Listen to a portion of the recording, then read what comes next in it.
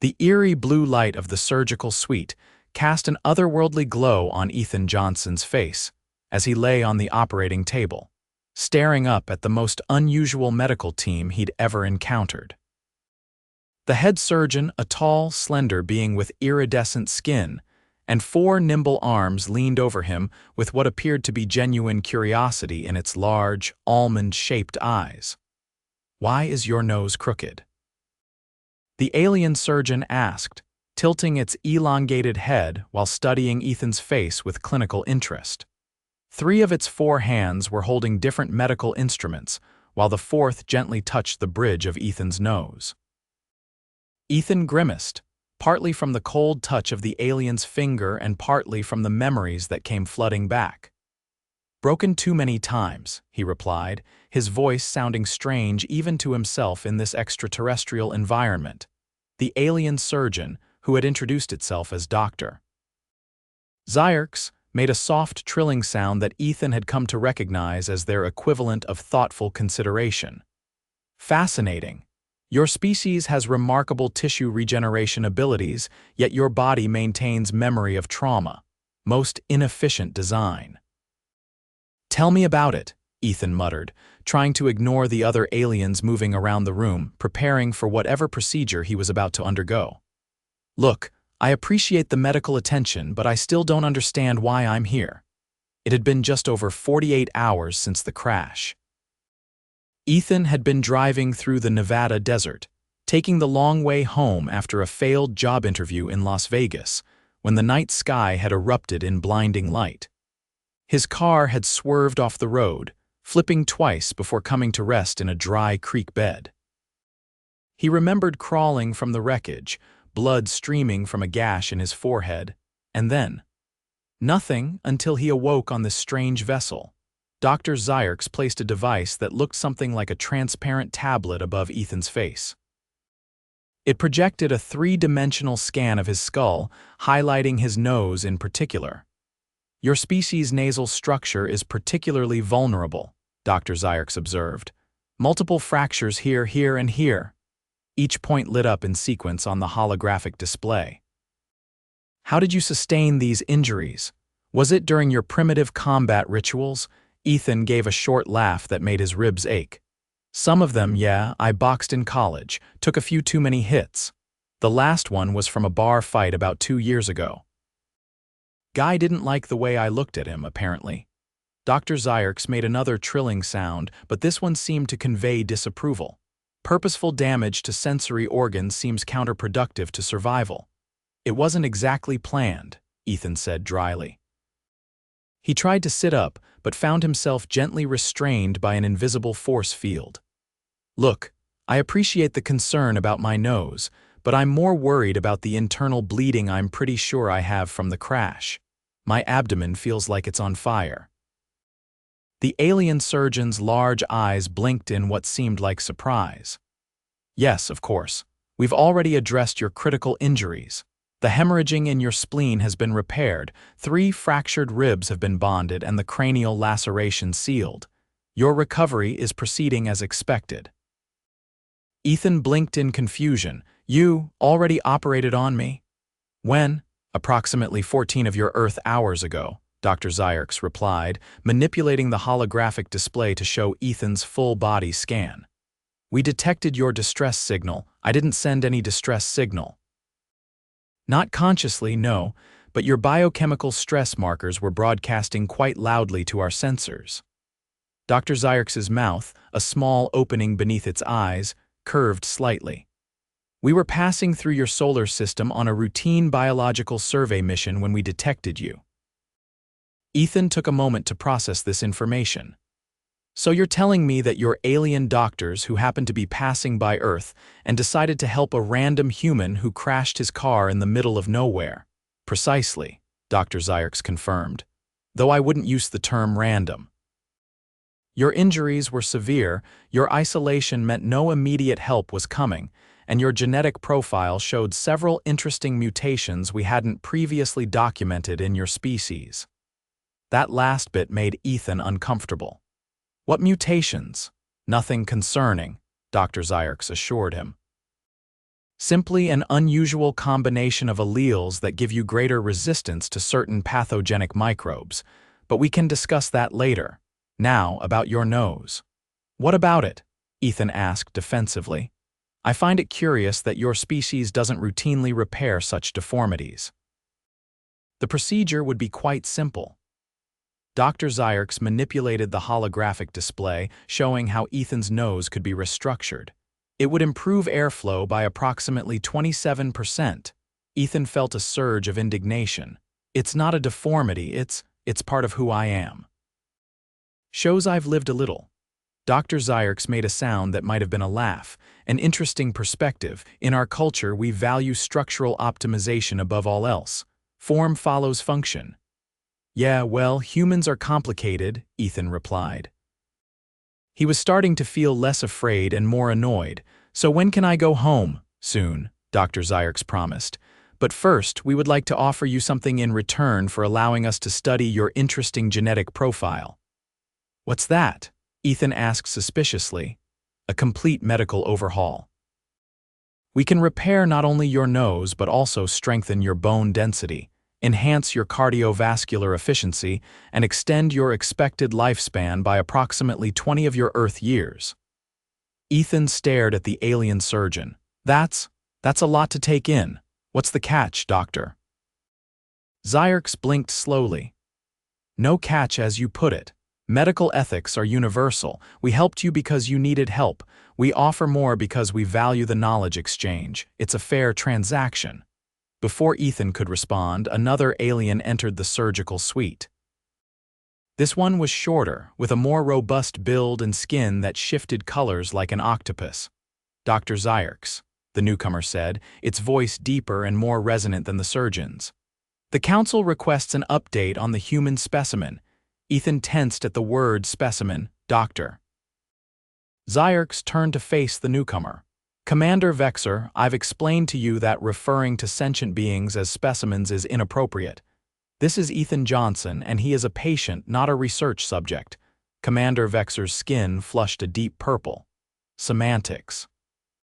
The Council wishes to know when we can resume our journey. We've already delayed for nearly a full rotation to accommodate this. Rescue mission. Mr. Johnson's treatment is nearly complete, Dr. Zyrx replied calmly. However, I've proposed offering him our full regenerative protocol. Commander Vexer's color shifted to an angry red. That is not authorized. Our mission parameters do not include distributing advanced medical technology to pre-contact species. It's not technology transfer, it's humanitarian aid, Dr. Zyrx argued. And the protocol would be performed by our medical team, not provided as technology. As the aliens debated, Ethan felt increasingly uneasy. The invisible restraints still held him firmly to the table, and he was beginning to wonder if Dr. Zyrx's benevolent act might have ulterior motives after all. Look, he interrupted, I appreciate what you've done for me, but I think I'd like to just go home now. My body's worked fine for 32 years with a crooked nose and whatever other inefficiencies you think I have. Both aliens turned to look at him, seeming surprised by his interjection. That is certainly your right, Dr. Zyrx said after a moment. However, I must inform you that your injuries were more severe than you realize. Without our intervention, you would have died within hours. Your vehicle was completely destroyed, and you were over 60 of your miles from the nearest human settlement. Ethan swallowed hard. How bad was it? Really? Dr. Zyrx touched a control, and the holographic display changed to show Ethan's body as it must have appeared when they found him. The image was disturbing multiple internal injuries highlighted in angry red, a skull fracture and significant blood loss. Oh, Ethan said weakly. I see. We have stabilized your condition, doctor.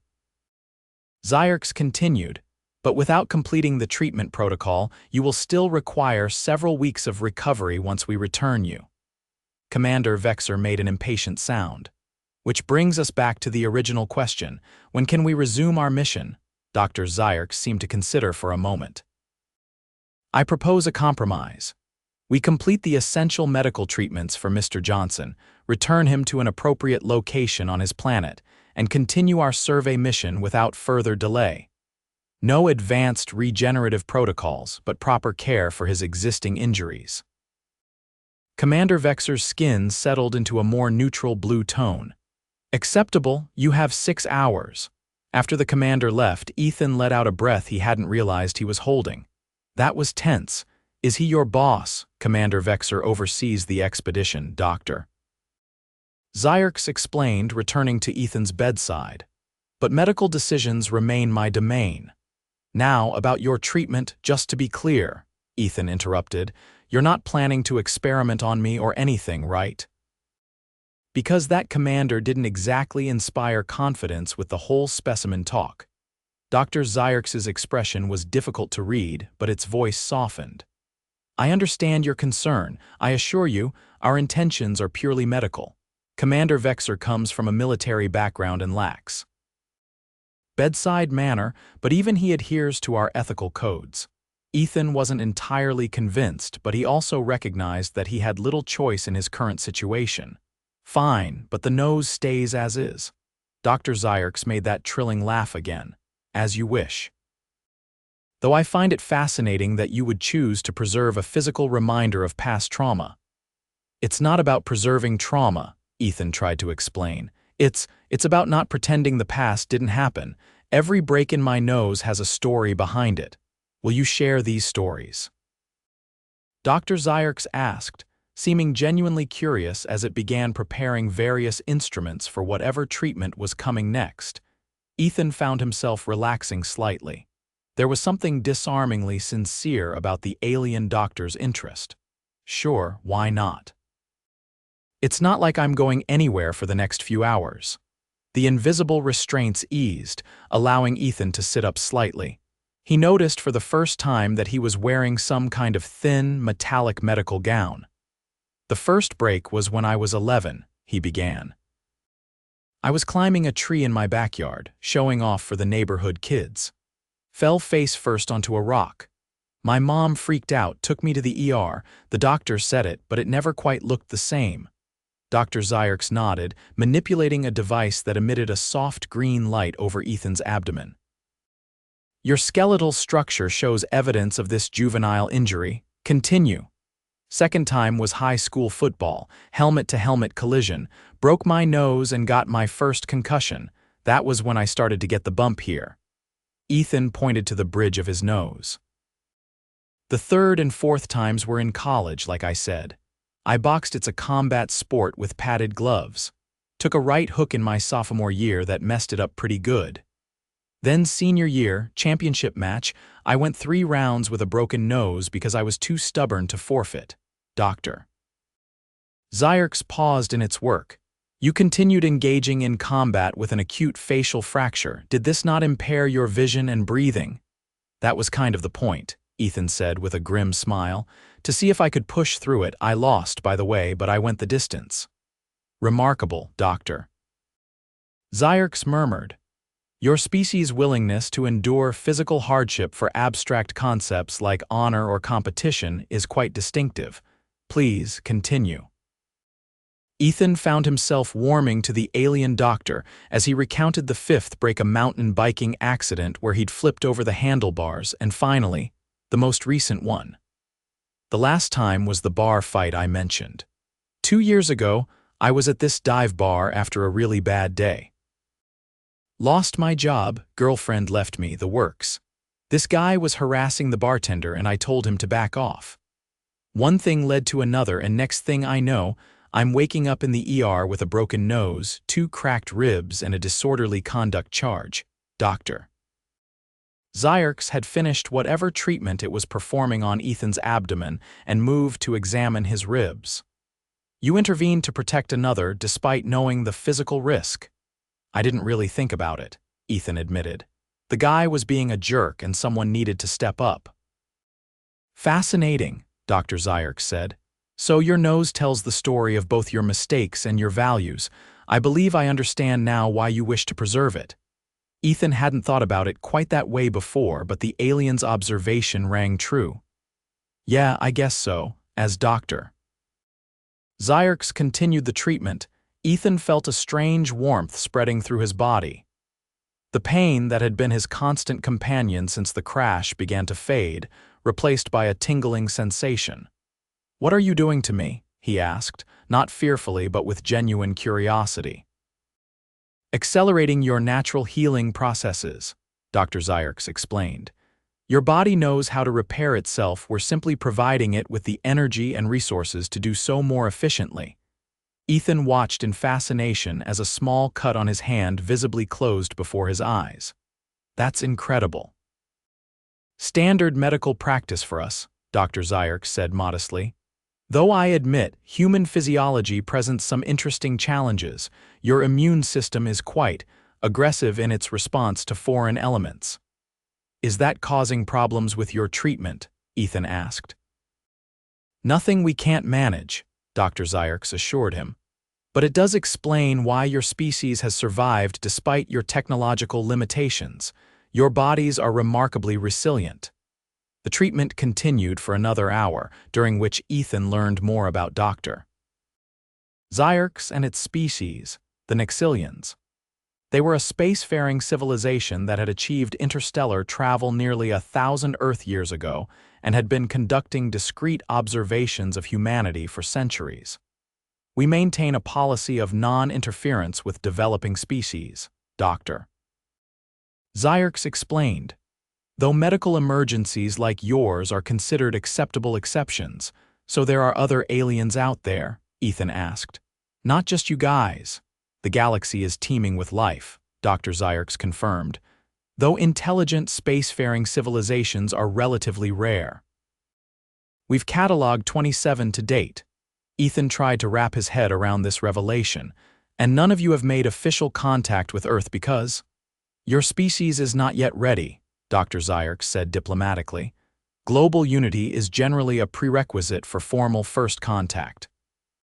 Your current geopolitical fragmentation would make official relations complicated." Before Ethan could press for more details, the door to the surgical suite slid open again. This time, a different alien entered, smaller than both Dr. Zyrx and Commander Vexer, with delicate features and skin that glowed with a soft inner light. "Dr. Zyrx, the preliminary analysis of the human's genetic material is complete," the newcomer announced, handing over what looked like a crystal data storage device. "Thank you, Technician Lyra," Dr. Zyrx replied, inserting the crystal into a console.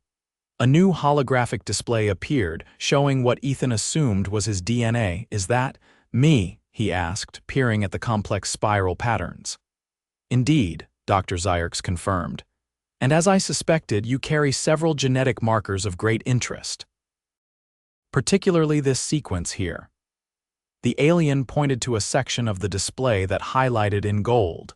"It appears to be a natural mutation that grants enhanced resistance to certain neural pathogens." Technician Lyra made an excited chittering sound. "This could be significant for our research on viridian fever." Ethan frowned. "What's viridian fever?" "A neurological disease that has affected several spacefaring species," Dr. Zyrx explained. "It's been particularly devastating to the Arctuvian colonies in the past decade. Your genetic mutation might provide insights into developing a more effective treatment." "So my DNA could help other aliens?" Ethan asked, surprised. "Potentially, yes," Dr. Zyrx confirmed. "With your permission, we would like to preserve a sample for further study." "Nothing invasive. We already have what we need from your initial treatment." Ethan considered this. "Will it help people? Or, well, not people, but you know what I mean." "It could save many lives," Dr. Zyrx said solemnly. "Then sure, go ahead," Ethan decided. "Not like I'm using that particular bit of DNA for anything special."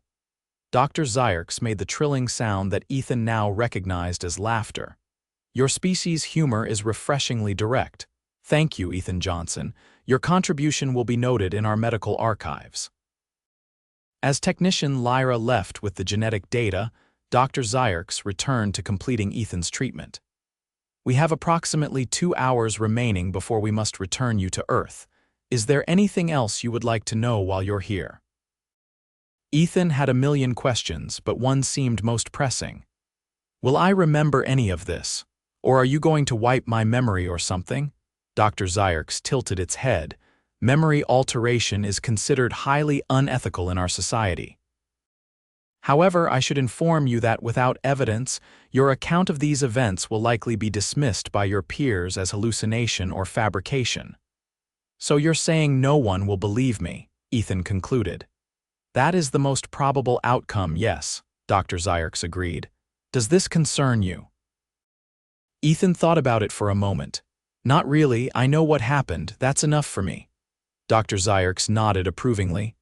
A healthy perspective. Now I must complete your final treatments before we prepare for your return. The next hour passed in a blur of strange medical procedures, none of which were painful but all of which left Ethan feeling increasingly energized and clear-headed. By the time Dr. Zyrx announced the treatment complete, Ethan felt better than he had in years. So what exactly did you do to me? He asked, sitting up and flexing his hands in wonder. Even the chronic pain in his lower back from an old work injury seemed to have vanished. We've repaired all acute injuries from your accident, Dr. Zyrx explained. Additionally, we've addressed several chronic issues. We detected inflammation in your spinal discs, early arthritic changes in your left knee, and a vitamin D deficiency that was affecting your bone density. Wow, Ethan said, genuinely impressed. Thank you. You're welcome, doctor. Zyrx replied. However, I must stress that while we've optimized your current physical condition, you should still adopt healthier lifestyle practices.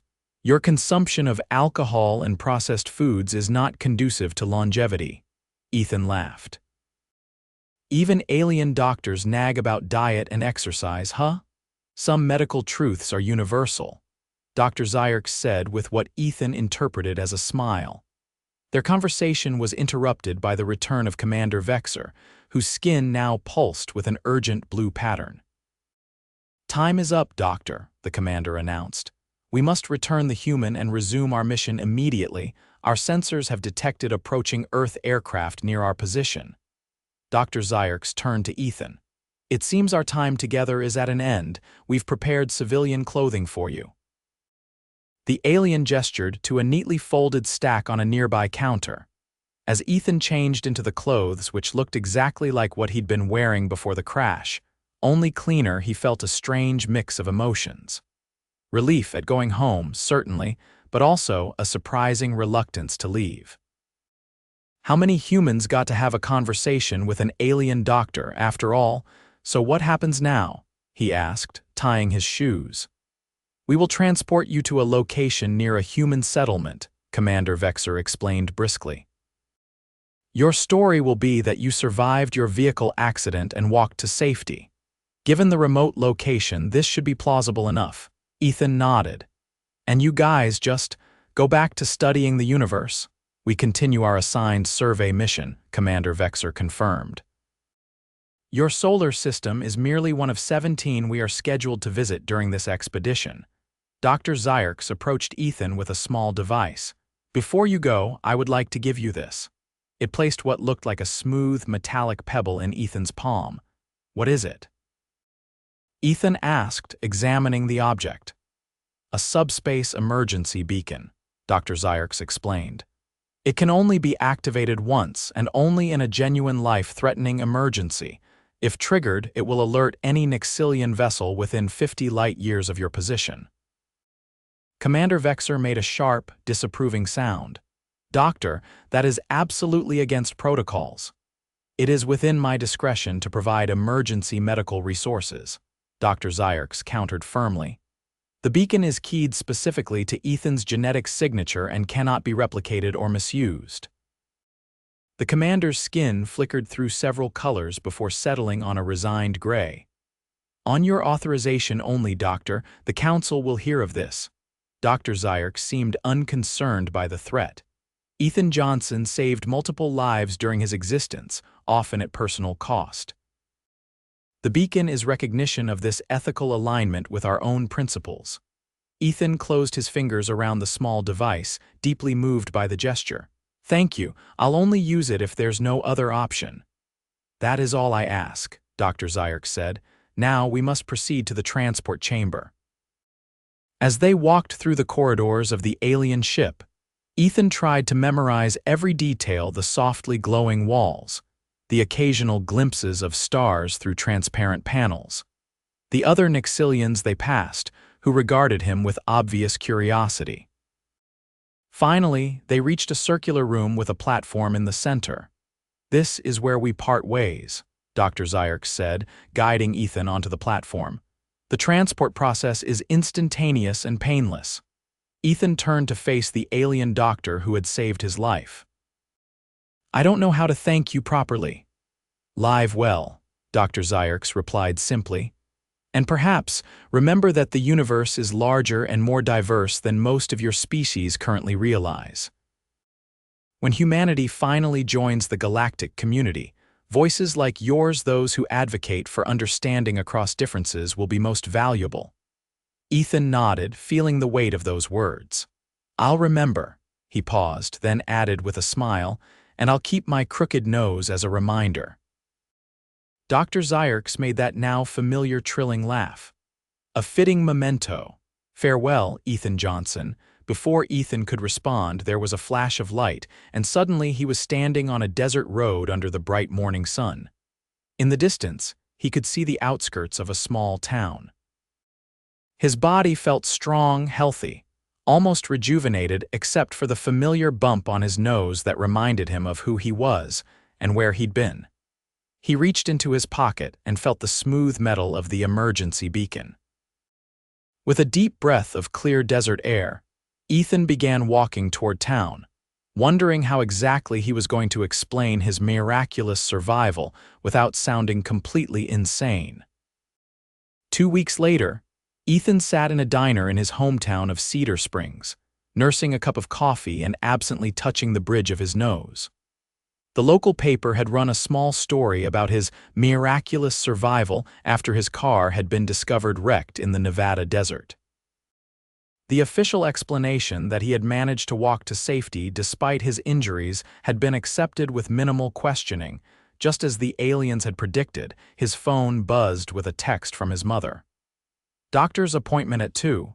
Don't be late this time." Ethan smiled. The follow-up appointment was purely for show. He knew there was nothing wrong with him now, thanks to Dr. Zyrk's treatments, but maintaining the appearance of a normal recovery was important. As he paid his bill and headed for the door, he nearly collided with a woman entering the diner. "Sorry," they both said simultaneously. Ethan stepped back, getting a proper look at her. She was about his age, with dark hair and eyes that widened slightly as she took in his face. "That's quite a nose you've got there," she said, but her tone was friendly, curious rather than mocking. Ethan touched it self-consciously. "Yeah, broken too many times," she smiled. "Must be some interesting stories behind that." "You have no idea," Ethan replied, returning her smile. "I'm Ethan, by the way, Ethan Johnson." "Zoe Wilson," she introduced herself. "I'm new in town. Just moved here to work at the research center outside town." "Research center?" Ethan asked, suddenly interested. "Astronomical research," Zoe explained. "I'm part of the SETI project, the search for extraterrestrial intelligence."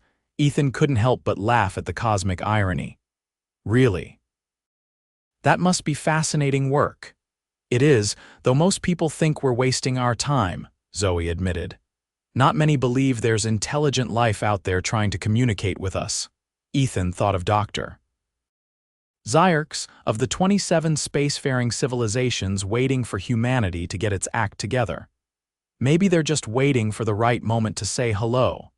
Zoe looked at him with renewed interest. "That's actually a refreshing perspective. Most people either think aliens would be invading us if they existed, or that we're completely alone in the universe.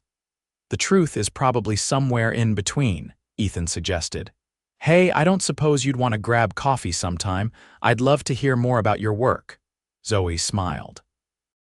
"I'd like that, and maybe you can tell me how you broke your nose all those times." "It's a long story," Ethan said, thinking of just how much longer it had become recently. "But I think you might find it interesting." As they exchanged numbers, Ethan felt the weight of the alien beacon in his pocket. Maybe someday, if Zoe proved trustworthy, he might share the full story with her. For now, though, he was content with the knowledge that the universe was far larger and more wondrous than most humans realized, and that somewhere out there, an alien surgeon with 4 arms and a trilling laugh was continuing its mission of exploration and healing. The following month, Ethan and Zoe had become regular companions. Their coffee meetups had evolved into dinners, hikes, and long conversations about the universe. Today, they were walking through a local park, discussing Zoe's recent frustrations at work. "It's just so bureaucratic," she was saying.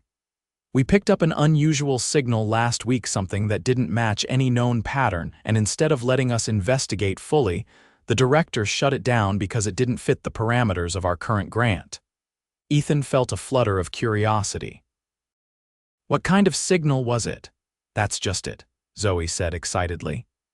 "It wasn't radio waves or any of the traditional mediums we monitor. It was more like a fluctuation in what we call quantum background noise, like something was creating tiny, organized ripples in subspace."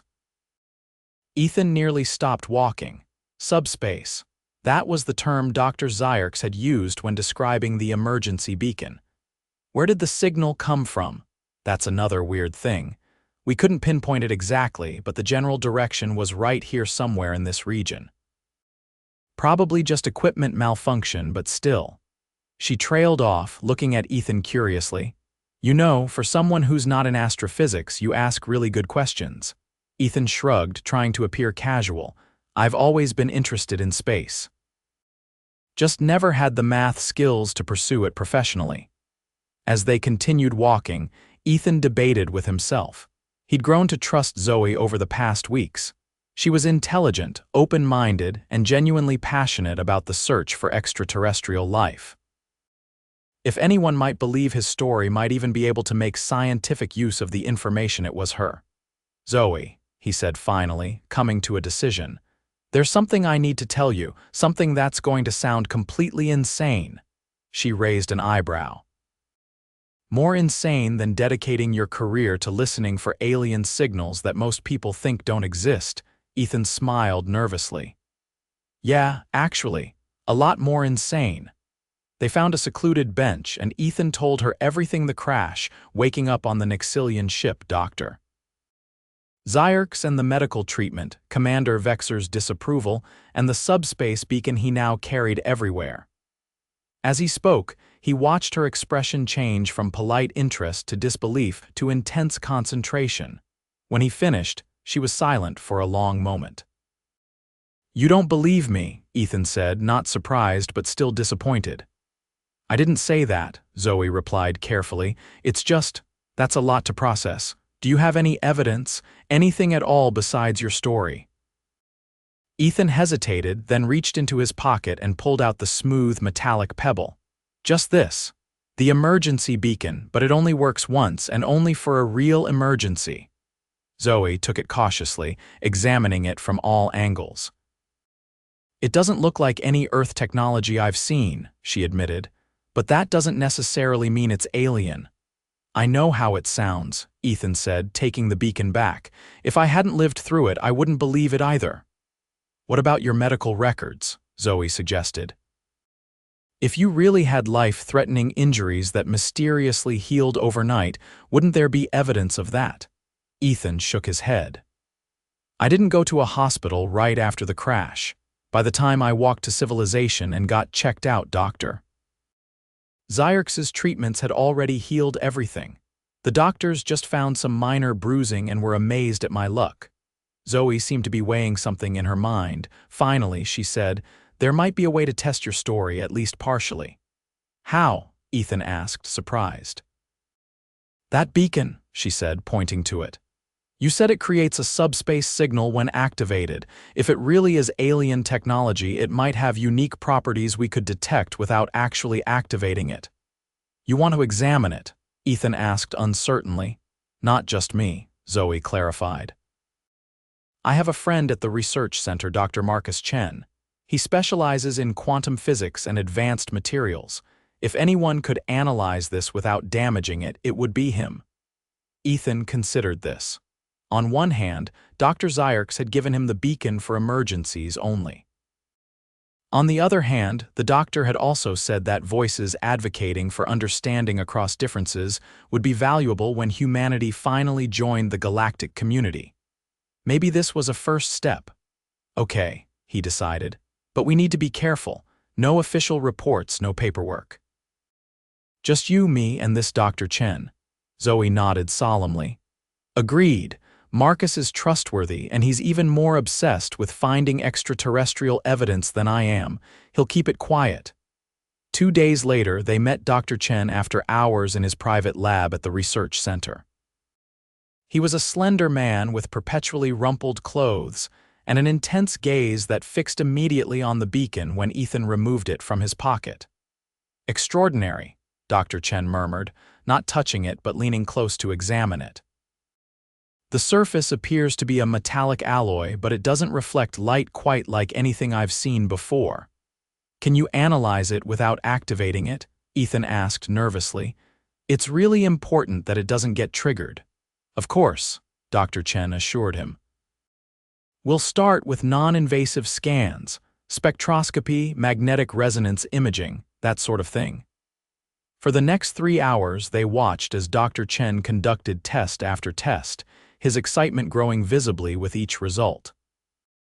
This is unlike any material composition known to Earth science, he announced finally, showing them a complex molecular diagram on his computer screen.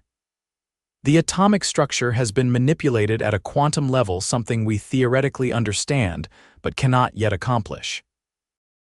Zoe looked at Ethan with new eyes. So it really could be. Extraterrestrial in origin. Yes, Dr. Chen confirmed. In fact, I don't see any other explanation that fits the evidence. Either this is the most sophisticated hoax I've ever encountered or... He trailed off, the implications clearly overwhelming even to him. It's not a hoax, Ethan said quietly. Everything I told Zoe is true. Dr. Chen nodded slowly. I believe you. And if what you're saying about this Nixilian civilization is accurate, it changes everything we thought we knew about our place in the universe. As the three of them discussed the implications late into the night, a plan began to form. Dr. Chen would continue to analyze the beacon carefully, without triggering it, while Zoe would discreetly review SETI data for any patterns that might match what Ethan remembered of Nixilian communication technology. We need to be prepared, Zoe explained. If you're Dr. Zyrx was right, official first contact might still be decades away. But if we can gather evidence, develop protocols, maybe we can help humanity be more ready when that day comes. Ethan agreed, feeling for the first time that his strange experience might have a greater purpose than just his own survival. As they left the lab that night, Zoe took Ethan's hand. Thank you for trusting me with this, she said. I know it was a risk, Ethan smiled. A calculated one, Doctor. Zyrx said voices like mine would be valuable someday. I think voices like yours and Dr. Chen's will be even more important. Zoe reached up and gently touched the bridge of Ethan's nose. You know, I'm starting to think this crooked nose of yours is lucky after all. Ethan laughed. Broken too many times, but each break led me somewhere new. Maybe the last break led me exactly where I needed to be. As they walked toward the parking lot, Ethan glanced up at the star-filled sky, wondering if Dr. Zyrx's ship was still somewhere in the solar system, or if it had already moved on to other worlds, other discoveries. Someday, perhaps, humanity would be ready to join that larger community of intelligent life. Until then, Ethan would keep his story, his crooked nose, and his small piece of alien technology as reminders that the universe was far more wondrous and complex than most people dared to imagine. And somewhere out there, he was certain, a 4-armed alien surgeon was telling its colleagues about the curious human who refused to have his nose fixed because the breaks told the story of who he was, a story that now included a chapter among the stars.